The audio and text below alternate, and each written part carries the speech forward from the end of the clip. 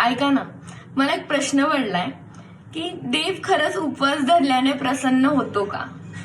लहानपणापासून आपण ऐकत आलोय की सोमवार, शनिवार, एकादशी, चतुर्थी, नवरात्री उपवास धरतात. पण एक क्षण थांबून तुम्ही विचार केलाय का की उपवास का धरतात? सायंटिफिकली सांगायला गेलं तर उपवास म्हणजे बॉडी डिटॉक्सिफिकेशन, शरीराला थोडीशी शांतता. पण त्यात पण आपण काय करतो? साबुदाण्याची खिचडी, तळलेले वेपर्स, गोड पदार्थ खातो. उपवास धरतोय की मग कारण माझे पप्पा असे म्हणतात, जर तुमच्या मनात समोरच्याबद्दल चांगले विचार आहेत, तुमचे कर्म चांगले आहेत, तुम्ही दुसऱ्यांना मदत करताय, तुम्हाला उपवासाची गरजच नाहीये. देव तसाही तुमच्यावरती प्रसन्न होतो.